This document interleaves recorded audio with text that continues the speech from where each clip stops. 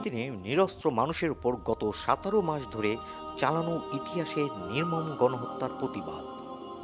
ইসরায়েলের বিরুদ্ধে বিশ্ব সম্প্রদায়ের প্রতিরোধ গড়ে তোলার দাবিতে খুলনা শিববাড়ি মোড়ে সকল ছাত্র সংগঠনের ব্যানারে জড়ো হয় হাজার হাজার ছাত্র ও জনতা। মঙ্গলবার বিকাল 3:30 থেকে ছাত্র জনতা শিববাড়ি মোড়ে জড়ো হয়ে শান্তিপূর্ণ বিক্ষোভ কর্মসূচি পালন করেন।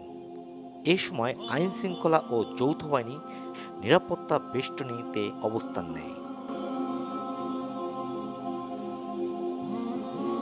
সমাবেশে আসা ছাত্র জনতার হাতে স্বাধীন ফিলিস্তিনের পতাকা এবং ইসরায়েলি পণ্য বর্জনের স্লোগান লেখা প্লাকার্ড দেখা যায়। বিক্ষোভকারী ইসরায়েলি পণ্য বয়কট করে তাদের অর্থনীতি পঙ্গু করে দেওয়ার আহ্বান জানান। এই সময় বৈষম্য বিরোধী ছাত্র আন্দোলন, ইসলামী ছাত্র শিবির, ইসলামী ছাত্র আন্দোলন, ছাত্র অধিকার পরিষদ সহ বিভিন্ন ছাত্র সংগঠনের নেতৃবৃন্দ বিক্ষোভ কর্মসূচিতে অংশগ্রহণ করেন।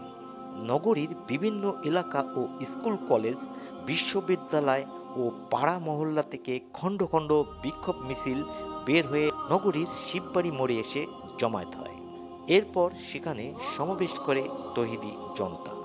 এতে হাজার হাজার ধর্মপ্রাণ নারী পুরুষ শিক্ষার্থীরা প্লেকার্ড, ব্যানার ও প্রতীকী লাশ নিয়ে অংশগ্রহণ নেয়।